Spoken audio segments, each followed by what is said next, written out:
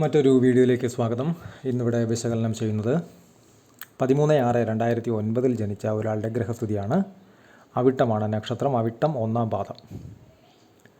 മിഥുന ലഗ്നം.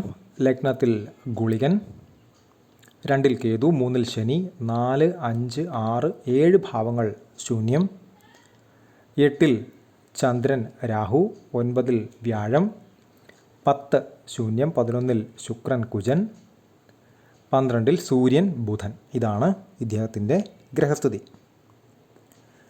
ഈ ഗ്രഹനില പരിശോധിക്കുന്ന സമയത്ത് 2009 എന്ന് പറയുമ്പോൾ പ്രായം നമുക്ക് ഊഹിക്കാം. കൊച്ചു പയ്യനാണ്.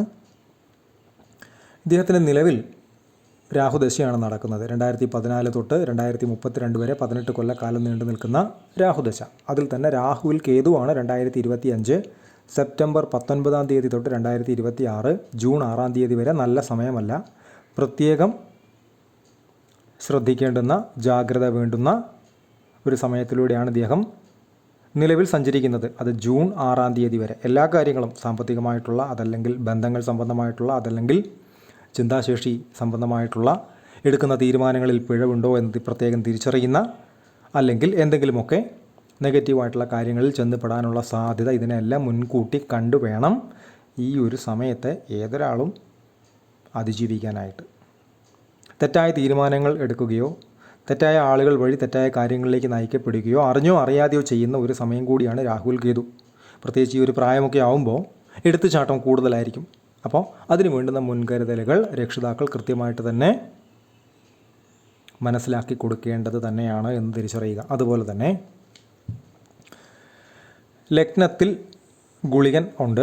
ലഗ്നാധിപൻ ആയിട്ടുള്ള ഗ്രഹം ബുധനാണ്. 12-ൽ നിൽക്കുന്നു സൂര്യനോടൊത്ത്. സൂര്യൻ ബുധൻ നല്ല കോമ്പിനേഷൻ തന്നെയാണ്. പക്ഷേ അത് ഗുളികൻ്റെ ദൃഷ്ടിയിൽ നിൽക്കുന്നു. അതുപോലെ തന്നെ ശനിയുടെ 10-ാമത്തെ ദൃഷ്ടി എന്ന് പറയുമ്പോൾ ആ വ്യക്തിക്ക് ഉയർച്ച എന്ന് പറയുന്ന ഫാക്ടർ ഒരല്പം ടഫായിട്ടുള്ള സാഹചര്യങ്ങൾക്ക് ശേഷം പടിപടിയായി വരുന്ന ഒരു രീതിയിലായിരിക്കും വരിക. അതേപോലെ തന്നെ പൊതുവേ ലഗ്നാൽ 3-ൽ, അത് ചിങ്ങത്തിലാണ്, ശത്രു ക്ഷേത്രത്തിലാണെന്നിരുന്നാൽ കൂടെ 3-ൽ ശനി നല്ലത് തന്നെയാണ്. അതേപോലെ ഇദ്ദേഹത്തെ സംബന്ധിച്ച് ചന്ദ്രൻ നിൽക്കുന്നത്, ചന്ദ്രൻ 8-ൽ നിൽക്കുന്നു രാഹുവിനോടൊത്ത്. അപ്പോൾ ഈ ചന്ദ്രൻ രാഹു കോമ്പിനേഷൻ, അതല്ലെങ്കിൽ ചന്ദ്രൻ ശനി, അതല്ലെങ്കിൽ ചന്ദ്രൻ ഗുളികൻ, അതല്ലെങ്കിൽ ചന്ദ്രൻ കേതു, ഈ ഒരു കോമ്പിനേഷനിൽ ചന്ദ്രൻ വന്നു കഴിഞ്ഞാൽ മനസ്സിന് ഏതെങ്കിലുമൊക്കെ രീതിയിലുള്ള ഓവർ തിങ്കിങ്, നെഗറ്റീവ് തിങ്കിങ്, ഒരു സ്വസ്ഥതയില്ലായ്മ, മനസ്സ് സംബന്ധമായിട്ടുള്ള സ്വയം ഇറിറ്റേഷൻസിൻ്റെ ഭാഗമായിട്ട് നിൽക്കുക പോലെയുള്ള അനുഭവങ്ങൾ ഉണ്ടാകാം.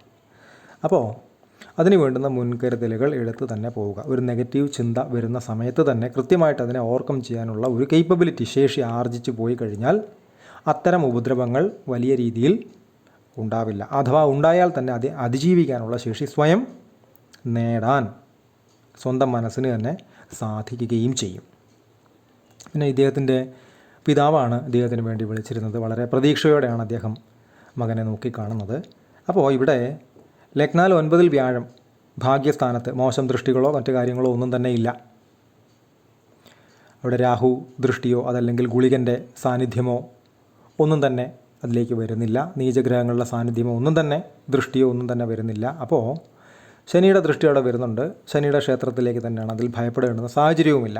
പിന്നെ ലഗ്നാൽ 9-ൽ ഭാഗ്യസ്ഥാനത്ത് വ്യാഴം എന്ന് പറയുമ്പോൾ പിതാവിന് ഗുണം, പിതാവിൽ നിന്നും ഗുണം ഒക്കെ ഉണ്ടാവുകയും ചെയ്യും. അതേപോലെ തന്നെ പ്രസ്തുത വ്യാഴം നിൽക്കുന്ന രാശിയിൽ നിന്ന് 5, 7, 9 ഈ 3 ഭാവങ്ങളിലേക്ക് ദൃഷ്ടിയും ചെയ്യും. അപ്പോൾ ഈ വ്യാഴത്തിൻ്റെ ലഗ്നത്തിലേക്കുള്ള ദൃഷ്ടി വഴി ഗുളികൻ്റെ നെഗറ്റീവ്സിനെ ഒരു പരിധി വരെ ബ്ലോക്ക് ചെയ്ത് നിർത്താൻ, ശമിപ്പിക്കാൻ സാധിക്കും. അതിനനുസരിച്ച് ലഗ്നാധിപൻ്റെ ഗുണം കൂട്ടാനും കഴിയും. ഒന്ന്. പിന്നെ മാത്രവുമല്ല, ലഗ്നത്തിലേക്കൊക്കെ വ്യാഴം ദൃഷ്ടി ചെയ്യുന്നു എന്ന് പറഞ്ഞു കഴിഞ്ഞാൽ ഒരു സംരക്ഷണം, നമ്മൾ എന്തൊരബദ്ധത്തിലേക്ക് പോയാൽ തന്നെയും അവിടെ ഒരു സംരക്ഷണം നമ്മൾക്ക് ഏതെങ്കിലും രീതിയിൽ ഒരു അബദ്ധം പറ്റിയാൽ തന്നെ അതിൽ നിന്ന് ഏതെങ്കിലും രീതിയിൽ ഊരി വരുന്നതിനായിട്ടുള്ള ഒരു ഗുണം, നേട്ടം, അല്ലെങ്കിൽ ഒരു ഉപദേശം പോലെ, അല്ലെങ്കിൽ ഒരു സാമീപ്യം പോലെ വ്യാഴം അവിടെ കൃത്യമായിട്ട് ചെയ്തിരിക്കും. അത് ലഗ്നത്തിലേക്ക് വ്യാഴം വരുന്ന ആളുകളുടെ ഒരു ക്വാളിറ്റി, അല്ലെങ്കിൽ ഒരു ഫേവർ തന്നെയാണ്. വ്യാഴം കൊടുക്കുന്ന ഒരു ഫേവർ തന്നെയാണ്. അതേപോലെ തന്നെയാണ് ഇദ്ദേഹത്തിൻ്റെ മനസ്സിൻ്റെ സ്ഥാനത്തേക്ക് ലഗ്നാൽ 5-ാം ഭാവാധിപൻ ശുക്രൻ കുജനോടൊത്ത് നിൽക്കുന്നു. 5-ലേക്ക് വ്യാഴത്തിൻ്റെ 9-ാമത്തെ ദൃഷ്ടി വരുന്നു. ശ്രമിച്ചാൽ ചിന്തകളെ കറക്റ്റാക്കി മുന്നോട്ട് പോകുന്നതിന് ഒരു പ്രത്യേക രീതി തന്നെ കൈക്കൊള്ളാനും അതുവഴി ജീവിത നേട്ടങ്ങൾ എത്തിപ്പിടിക്കുന്നതിന് എളുപ്പത്തിൽ തന്നെ സാധിക്കുന്നതിനും ഇത്തരക്കാർക്ക് പൊതുവെ കാണാറുണ്ട്. പക്ഷേ ഇദ്ദേഹത്തിൻ്റെ 10ാം ഭാവാധിപൻ കൂടിയാണ് ഇവിടെ വ്യാഴം എന്ന് പറയുന്നത്. അപ്പോൾ ഈ രാഹു ദശയെ കൃത്യമായിട്ടൊന്ന് പ്ലാൻ ചെയ്ത്, അതിൽ തന്നെ രാഹുൽ കേതു അതിനെക്കുറിച്ച് പറഞ്ഞു. അതിനുശേഷം ഈ രാഹു 2032 വരെയുണ്ട്. ഒരല്പം ക്ഷമ കാണിക്കുകയും വേണ്ട രീതിയിലൊന്ന് കൃത്യമായിട്ട് പ്ലാൻ ചെയ്ത് പോവുകയും ചെയ്ത് കഴിഞ്ഞാൽ തൊട്ട് നെക്സ്റ്റ് അടുത്തതായിട്ട് വരാൻ പോകുന്നത് 2048 വരെ നീണ്ടു നിൽക്കുന്ന വ്യാഴദശയാണ്. 9ൽ നിൽക്കുന്ന, ലഗ്നത്തിലേക്ക് ദൃഷ്ടി ചെയ്യുന്ന, മനസ്സിൻ്റെ സ്ഥാനത്തേക്ക് ദൃഷ്ടി ചെയ്യുന്ന വ്യാഴത്തിൻ്റെ മഹാദശ. ഇദ്ദേഹത്തിൻ്റെ എല്ലാ കാര്യങ്ങളും അവിടം കൊണ്ട് തന്നെ സാധ്യമാകും. ഉന്നത പഠനം, ജോലി, വിവാഹം പോലെയുള്ള കാര്യങ്ങളെല്ലാം തന്നെ. അത് 7ാം ഭാവാധിപൻ 9ൽ നിൽക്കുന്നു. 10ാം ഭാവാധിപൻ കൂടാണ് വ്യാഴം, ഭാഗ്യസ്ഥാനത്ത് നിൽക്കുന്നു. അത്തരം വ്യാഴമാണ് ലഗ്നത്തിലേക്ക് ദൃഷ്ടി ചെയ്യുന്നത്. വളരെ വളരെ നല്ലത് തന്നെയാണത്. പിന്നെ ഈ രാഹുവിൽ കേതുവിന് ശേഷം തൊട്ട് നെക്സ്റ്റ് വരുന്നത് രാഹുവിൽ ശുക്രനാണ്. ശുക്രൻ എന്ന് പറയുമ്പോൾ 5ാം ഭാവാധിപൻ കുജനോടൊത്ത് കുജൻ്റെ ക്ഷേത്രത്തിൽ നിൽക്കുന്നു. അപ്പോൾ ഈ രാഹുവിൽ ശുക്രൻ വരുന്ന സമയത്ത് ഈ ഒരു ഏജ് അറിയാം.